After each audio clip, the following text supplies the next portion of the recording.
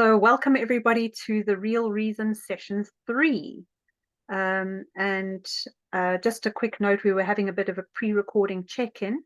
And for those of you who know about or are dealing with or want to explore pathological demand avoidance profile of autism, this is a neurotype that's particularly benefits even more from self-directed education than most of us even benefit from self-directed education. I will be having an introductory session, a free introductory session specifically called Why is SDE so ideal for PDA on the 2nd of March. So if you don't have details for that and you want details for that, or you know anyone who would want details for that, please do let me know. So today I'm looking forward to mostly listening to Sifaan. We've planned a fairly not so much interactive session like as we also did on Tuesday, because we know that in the middle of the week it's more likely to be listening to recordings, and we'll have our next interactive session on Saturday, which doesn't mean you can't interact. Feel free to also interact. Just to recap, in our first session, we had a look at human rights and how human rights are and aren't usually respected and embodied in education. And we had a look at how that links to core needs and how that links to thriving. And I've had a couple of mails also, people sort of starting to have the ahas and think about their own experiences at school. We often find when people start exploring this information with their children in mind or their classrooms in mind, they very quickly start realizing the places in themselves that are now starting to shift, open up, sometimes some quite deep healing going on. So that's lovely that that's already happening just from this 2 little sessions so far.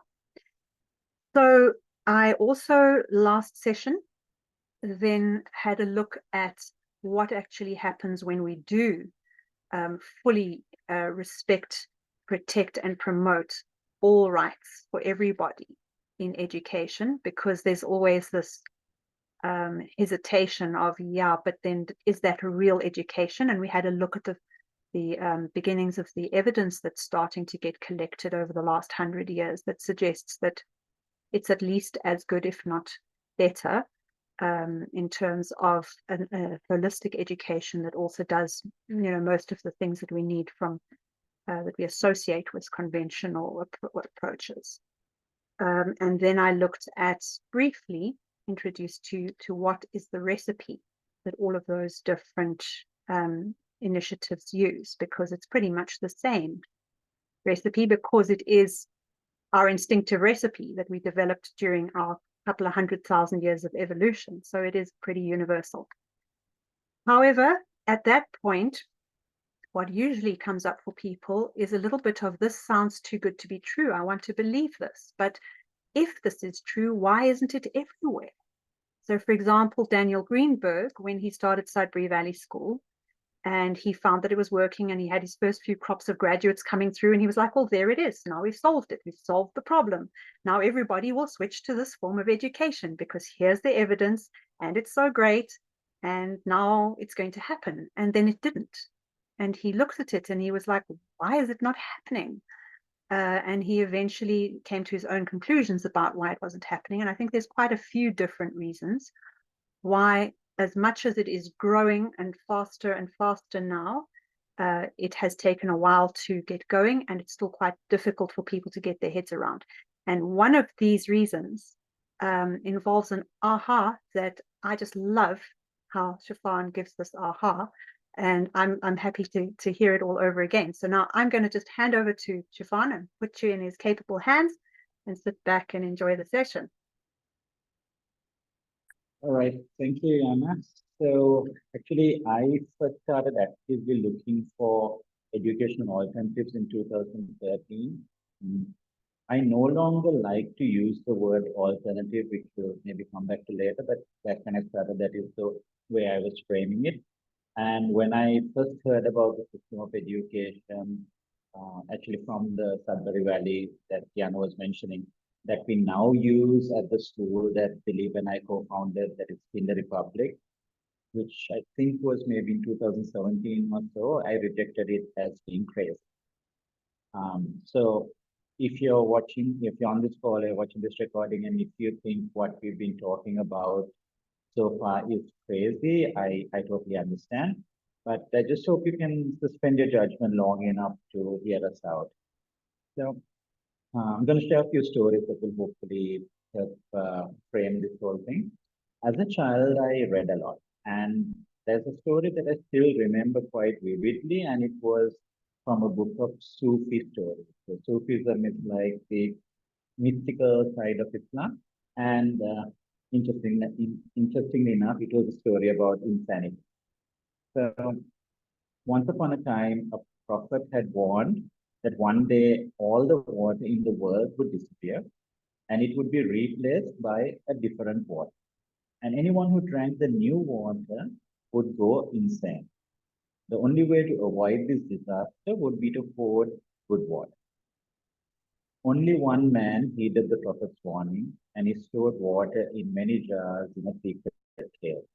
And one day, as predicted, all the rivers and the lakes and the oceans, everything dried up. And then a while later, as suddenly as it had disappeared, water returned. The people were very thirsty, they drank this water, and as prophesied, they went crazy. They even like spoke a new language, which all of the crazy people understood, but the man who had hoarded water didn't.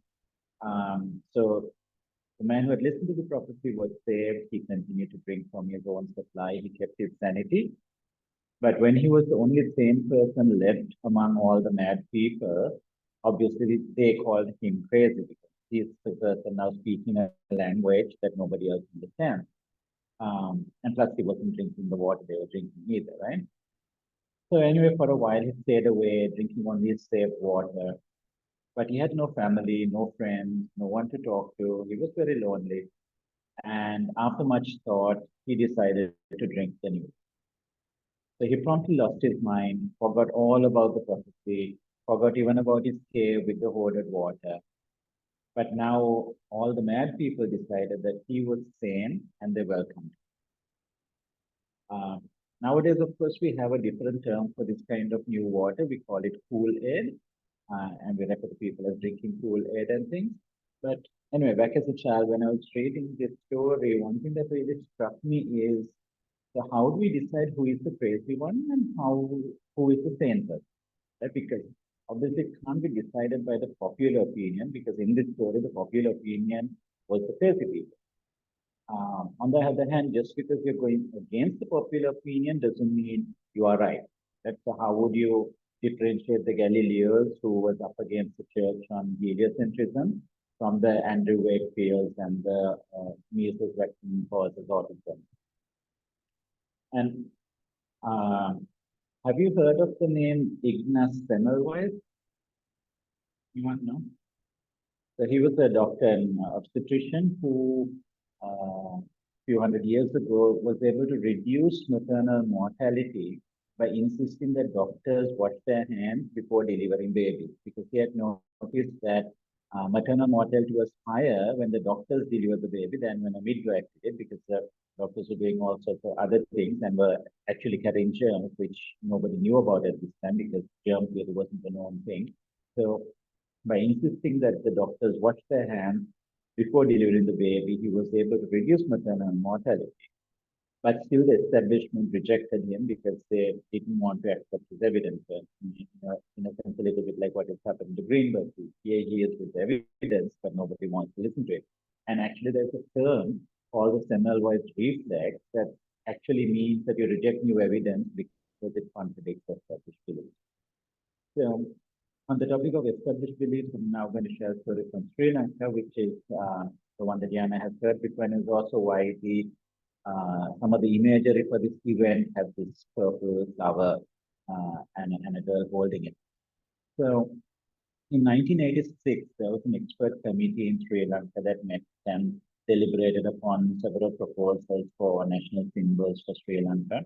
And they decided that the national flower of Sri Lanka should be the blue water lily. Coincidentally, it's the Nilmanil flower, where Nil means blue. So at this time, I was in school, and in some time we saw the picture of the flower in our textbook that this is now the national flower. And I remember looking at this and thinking that this flower doesn't look blue, this is purple. I'll just share with you something. Right? So this is the picture of the flower in our textbook, and like, why are we calling this the Nilman or the blue flower? Shouldn't this be purple or violet, like that, right? And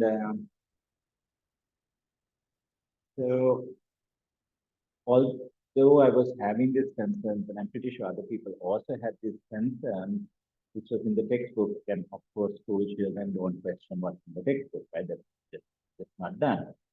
But interestingly, it turns out that the flower in the picture was not the correct flower. The correct flower is actually blue. So how did it come about that our textbook had a purple flower?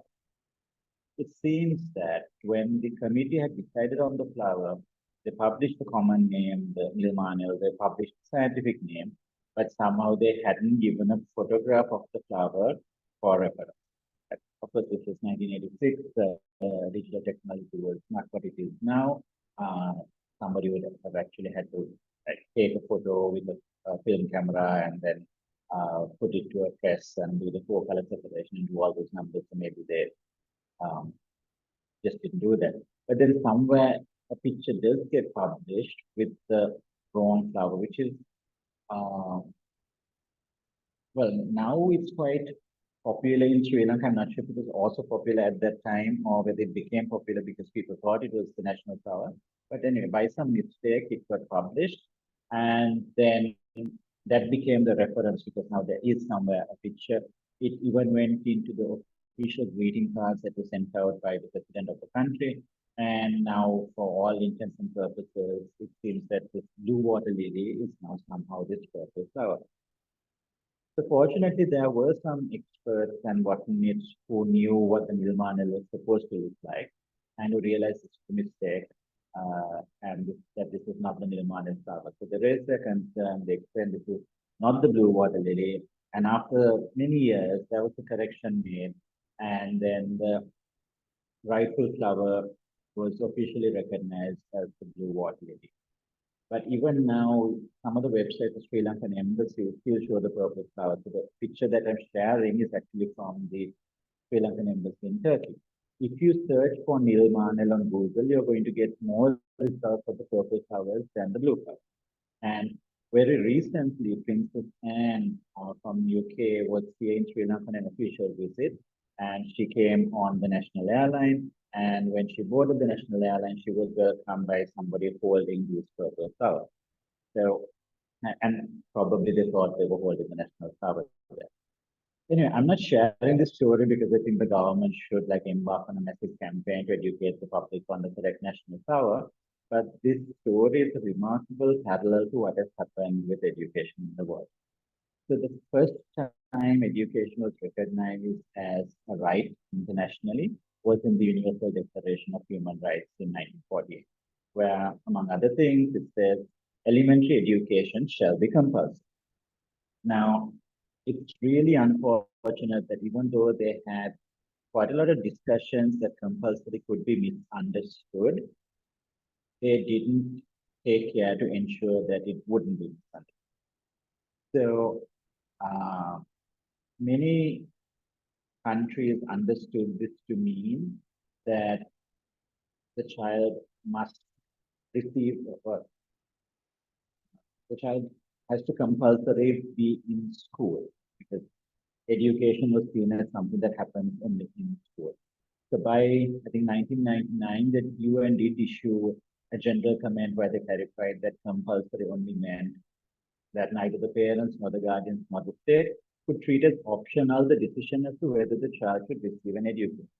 So nobody should be able to say that, oh, well, it's not important for girls to get an education, or it's not important for these indigenous children to get education, or it's not important for these refugees to get education, or it's not important for these local children to get education. That you cannot have that kind of discrimination. The education must be offered to everybody. The opportunities must be provided to everybody. But I think there was probably less notice of the UN general comment than there was in Sri Lanka about the correction of the national power. So for many countries, still the practical understanding for many people is that compulsory education means children must go to school. And this is actually legislated in many countries as well. So this means that something that was supposed to become a right has become more like a sentence. And because schools are in a way like prisons where if you don't go to school, then inspectors will come and check why you're not going to school and force you to go back to school. And if you are unable to do so for medical reasons, they medicate you so that you can go back to school.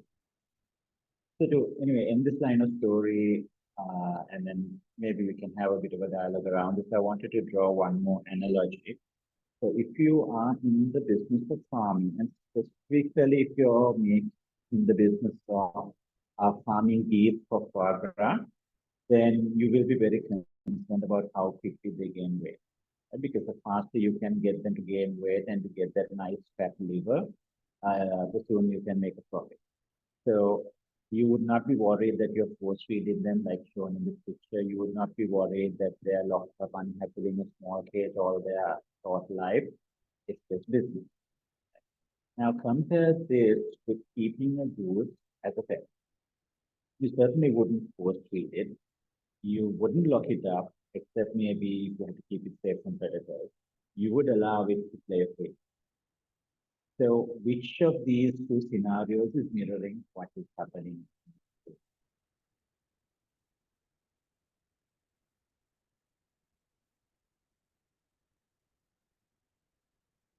Anybody?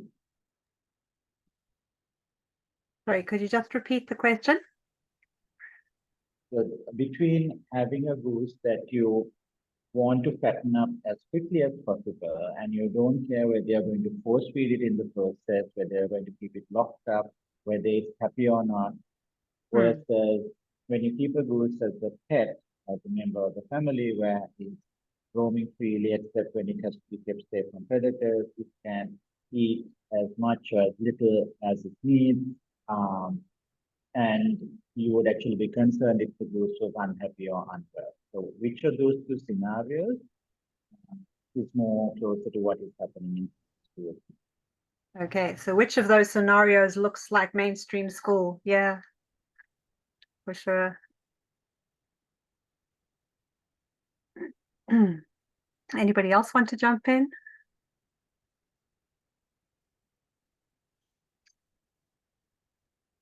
Interesting. I mean, yeah, the farmed one.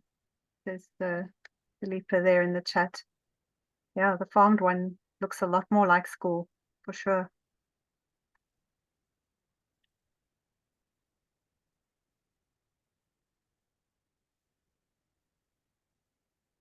So yeah, I think like the liver would be, you know, that in South Africa, it's the matric certificate.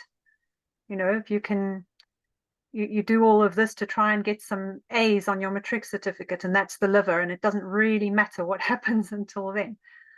It's all justified. So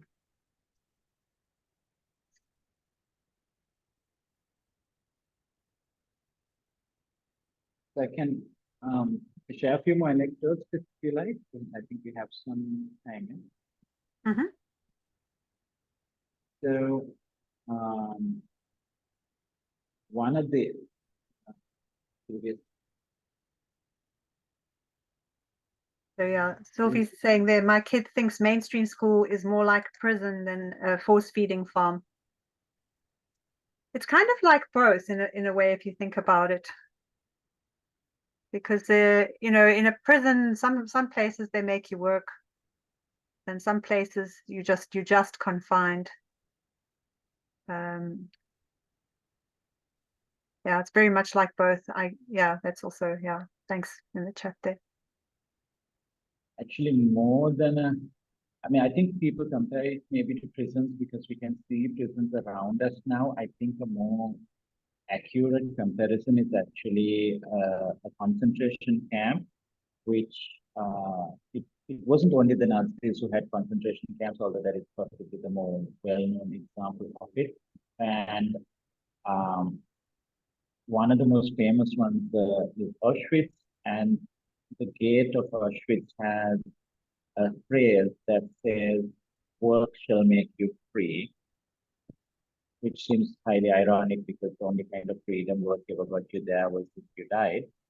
But it's also interesting that education is supposed to make us free, but the process of getting the education is more like a camp than anything that looks like freedom.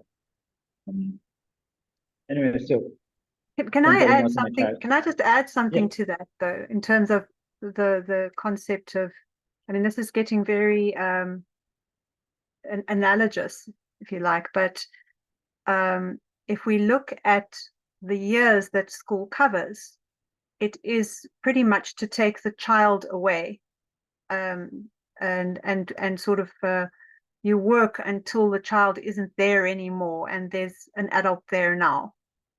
So it's almost like you are locking away or, killing off the childness, and you've succeeded. When that's not there anymore, then it's a success that you've raised somebody who's no longer childish and doesn't behave in a childish way, and now we've got success.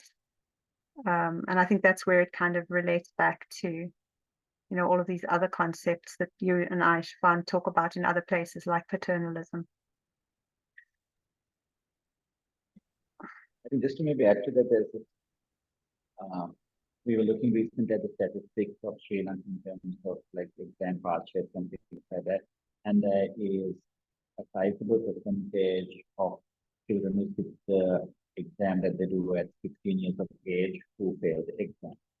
So, and since Sri Lanka mandates education up to 16 years of age and children are, I wouldn't accept really that the exam is a valid or accurate measure of education, but system that is providing the education does, then by their own standards, so many children are failing. So then, what does it say about education? Should they not provide enough education until they could pass the exam? But then, it's interesting that in the Netherlands, that if you don't get your diploma by the time you're 16, if you do get the diploma, you could leave school after 16. But if you don't get the diploma, you have to stay in school until you either get the diploma or you're 18. Right? So it's kind of interesting that they can't keep you in school beyond 18 because then you're an adult and there would be maybe other legal consequences of it. But as long as you're a child, then you're going to receive this education as you're a student post-grad. Anyway, just to add a bit more stories that may help people to think where they are in terms of these different approaches to education. One of the things that I heard a lot when I was a child or young was that I think too much. And well, if I think a lot about that statement, then I also start to wonder, so am I thinking too much or are other people not thinking enough? How do we know where the baseline is? And after much reflection, I don't think I actually think more than other people in the sense that I quite often realize that other people have thought of things that I haven't thought about. So if I was thinking more than them, then I should have thought of things. But maybe I just tend to think of some things that others are not very comfortable thinking of and go into areas that make them actually uncomfortable. But anyway, so on this baseline, who is thinking too much or too little? So what do we consider as normal, right? Where is the baseline of that and how do we evaluate whether something is normal or not? So, for example, which is the normal education and which is the alternative education, right? So, I recently learned that when supermarkets first introduced shopping trolleys, customers didn't want to use them because they thought they looked silly and nobody else was doing it, and I just feel weird pushing this trolley. So the supermarket actually hired models, hired actors to push trolleys around and pretend to shop. And so now when somebody comes into the supermarket, you see all these other people pushing trolleys around, and this thing appears so normal now that you want to start doing it, and the concept took off, and the guy who invented the shopping trolley became a millionaire or something. So this kind of manipulation occurs in many other contexts as well. For example, does anybody know what a Judas goat? Sorry, repeat that. Does anybody know what? A Judas goat.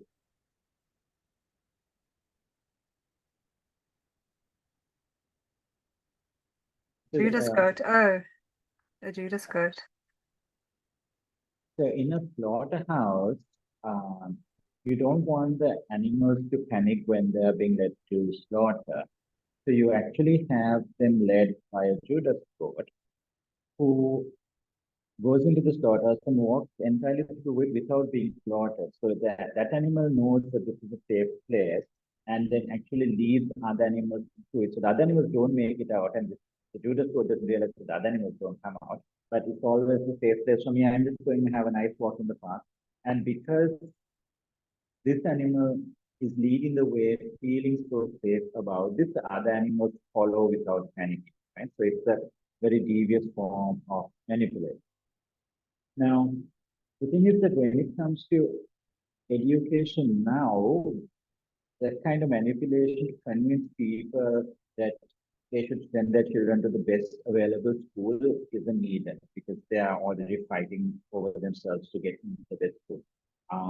Maybe in 1948 at the time, UDHL people were not so pleased about this idea of handing over the children to some unknown people, but that situation has changed a lot.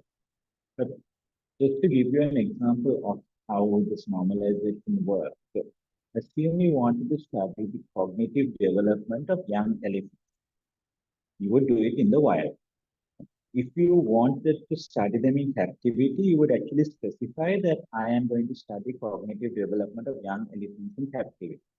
Right? Because you would know that the way elephants behave in captivity is not the same as how they behave in the wild. But I recently saw a post asking about researching cognitive development of children. And they didn't think it was necessary to specify that this was cognitive development of school children. Right? Because their process was about talking to the parents and talking to the teachers. Right? So they could not assume that there could be any cognitive development happening unless some teacher was in charge of this process. So is there no cognitive development that takes place if a child is not in school or if it is not explicitly taught? So this is I think, the biggest lie that has been instilled in us, that if we are to learn something, it has to be taught. That's why so many of these documents on the status of education and what should be done about it will always refer to teaching and learning. And they talk about what an important role teachers play and how to empower them and enable them and all of these things. So it's almost ridiculous when they then talk about uh, student-centric education, because obviously the whole thing is still teacher-centric because you're talking to the teacher and telling the teacher what they should do. There's even something in the Sri Lankan document where they say that the teacher should decide whether to use teacher-centric or student-centric or some other means. Right? So if the teacher is deciding that at this point I'm going to do this in a student-centric way, then it's not student-centric. It's still just pretending to be a student-centric. So there is, in this sense, quite a big lie that has been told to us about what education is or how education happens. And if instead of asking the question like how do we teach children X or Y or Z, like for example in Sri Lanka there's a big question about how do we teach children English. And if you rather ask the question, how do children learn X, Y, or how do children learn English, then we suddenly start seeing so many opportunities that don't depend on the teacher. So, for example, well, I grew up in English-speaking household, so that was a benefit for me. But I also read a lot of books, including that book of Super Stories and many other things. And I watched a lot of English language TV. So there was so many other ways that I was engaging with English as a language, just well, also sorry, also songs, right? So I was engaging with the language in so many ways, and that's how I learned it. I learned very little English formally in school or anywhere else. So if we change the question from how will children learn, rather than how do we teach them this, then there are so many more opportunities.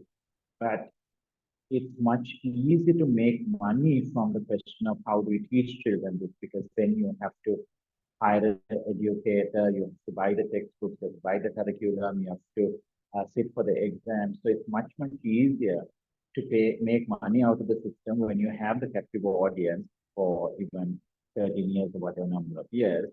So that is a big industry that is built around making money. And this industry actually not only oppresses children, it oppresses the teachers as well, because teachers have very little freedom in this thing. Even if they want to try something in a different way, they are not allowed to do it. The rules and regulations are such that they are coerced as much as the children are. So,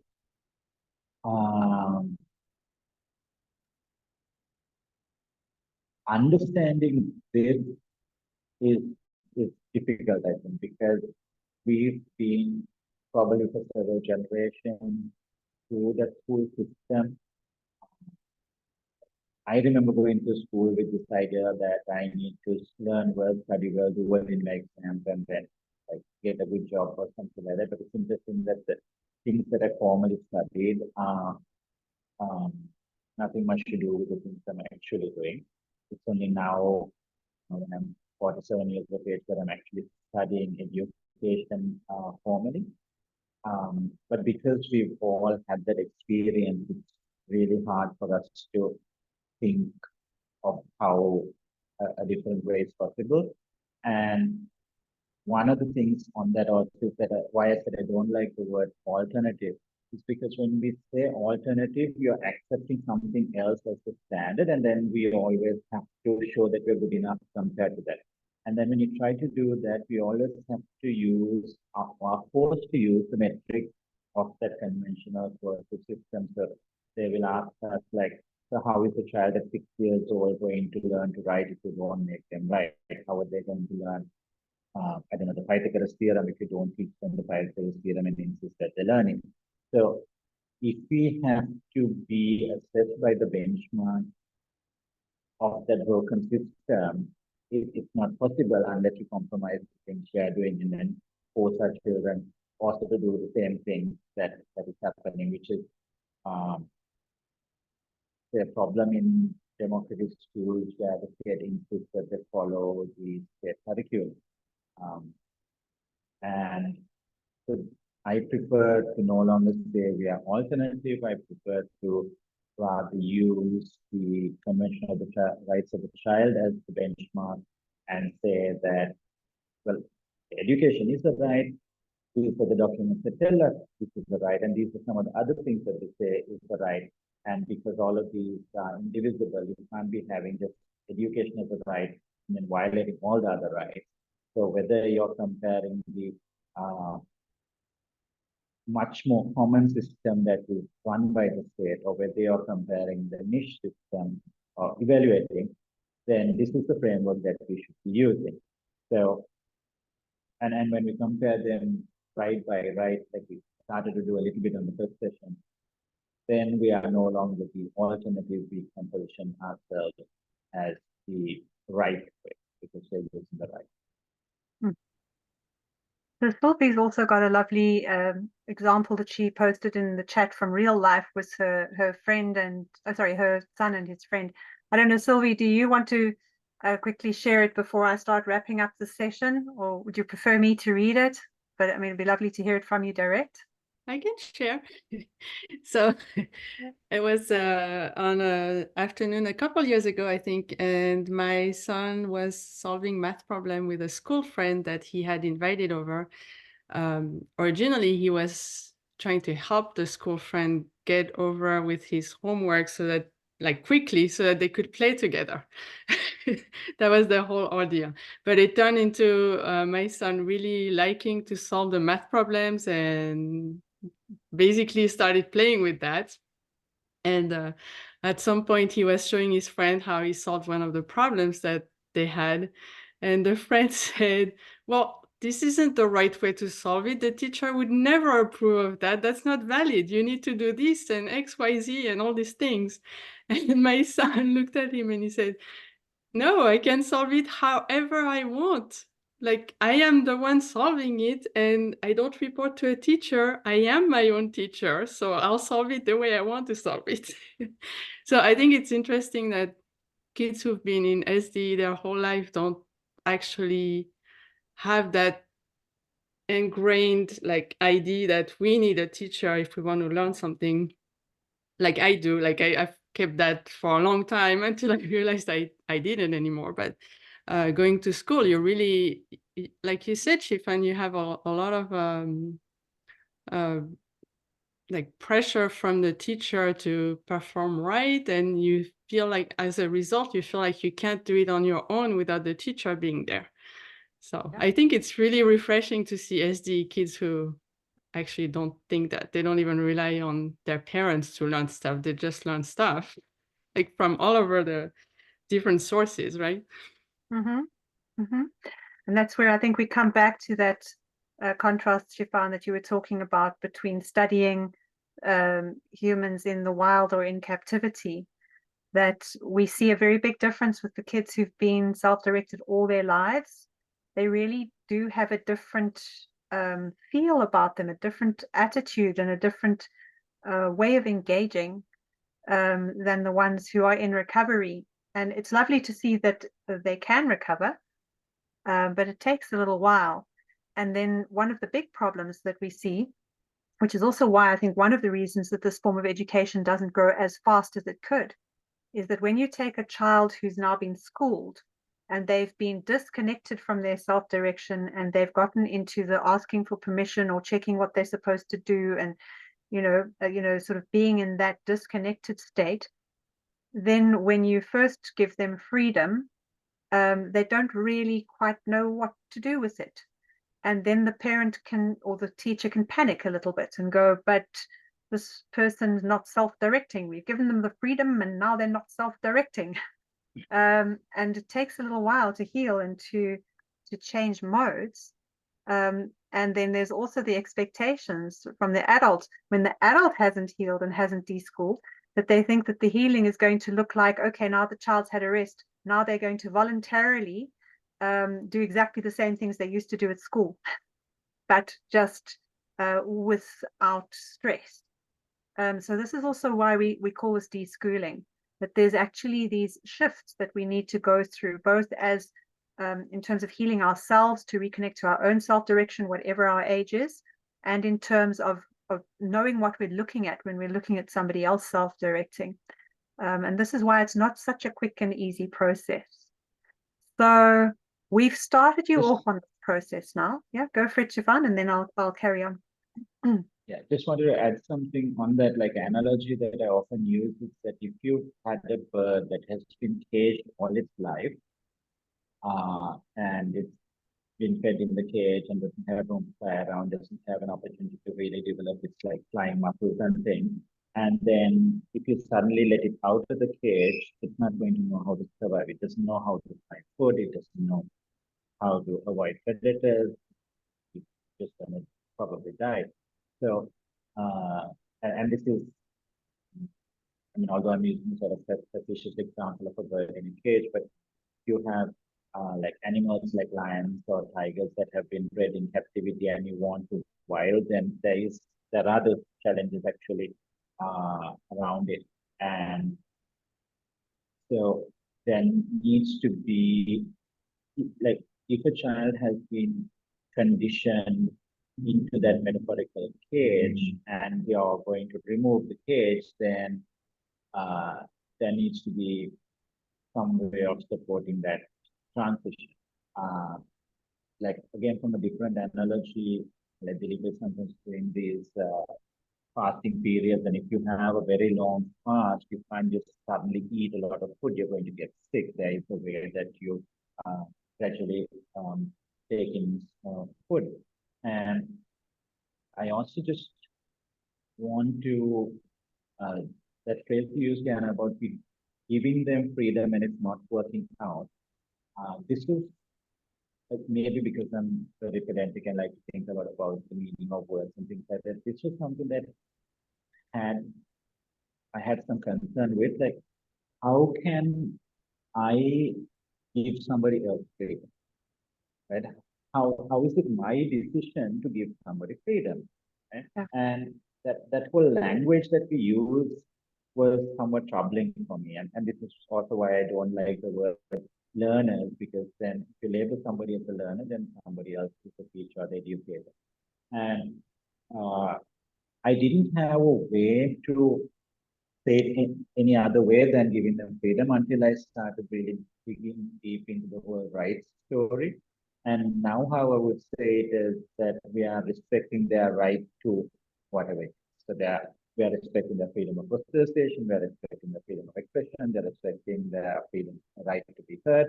So then we acknowledge that this was something that always belonged to them. We may have been suppressing it or taking it away from them, but it was never ours to give.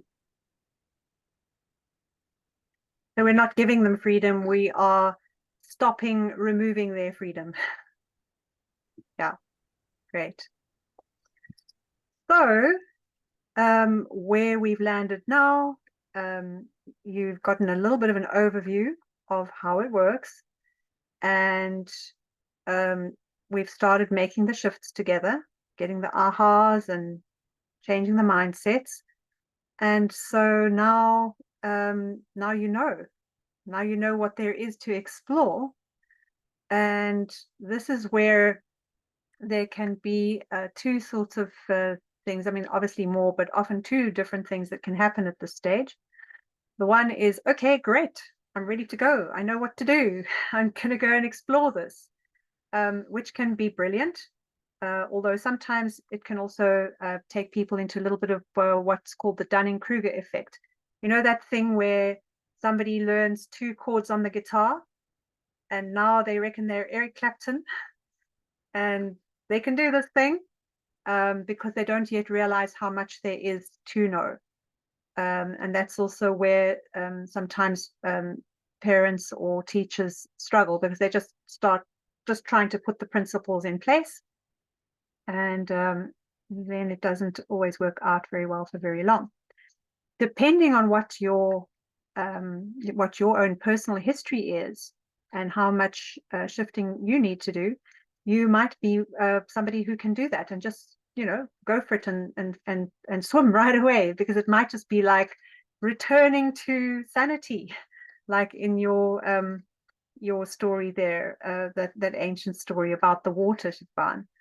You know, that if the water all suddenly got replaced and everybody who had drunk the problematic water suddenly came back to the state of mind of the man who'd been hoarding it, he would have just had relief.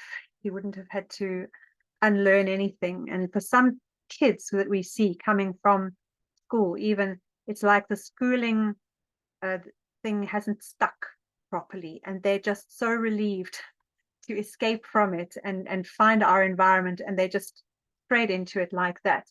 But more often, as you said there, Sifaan, more often the kids need some scaffolding and some support and some time to actually make the shift.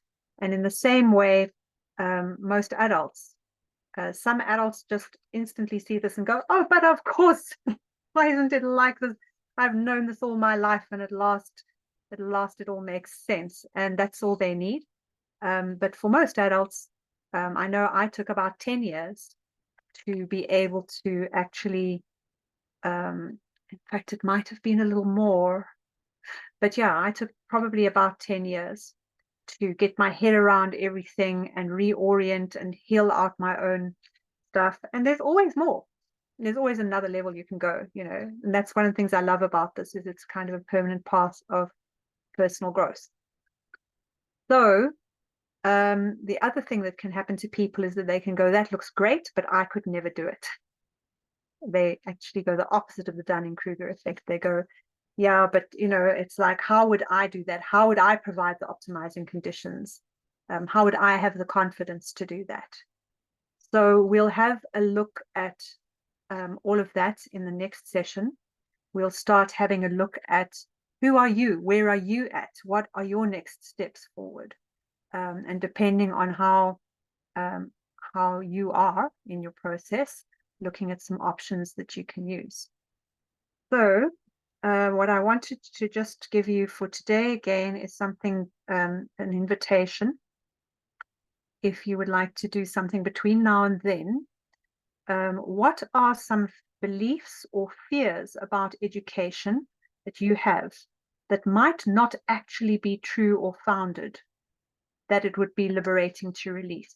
So like all of the examples Sifaan was bringing, you know, what is there that you think is part of education or important or scary or problematic that could just be a purple water lily? And actually, it's just a story that you've been told. It's a confusion that's been given to you. What would be good news if you found that, for example, I mean, I'll just take one.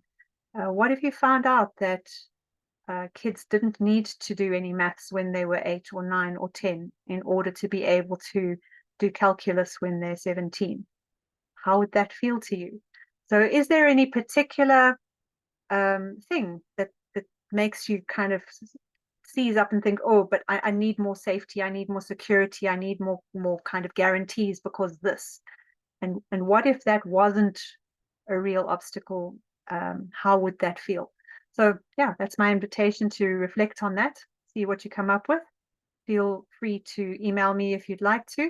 We'd love to share it. And then in the next session, we will actually get a little bit more interactive and share what people have come up with and have a look, as I say, at your options for moving forward. So with that, I think we're going to close up for today. I think, I don't know, Sifaan, do you want to say a quick goodbye? And thank you so much for coming and sharing all your stories. I love that. There's some that I have forgotten about and some that I've never heard and some that I just love hearing again. And yeah, it was very rich. So thank you. Thank you. Okay. All right, then, everybody. We hope to see you on Saturday. And if you're watching the recording, hope you can make it on Saturday in person. And yeah, a good week to everybody going forward. Bye-bye. Bye. Thank you. Bye-bye. Bye. Bye. Bye.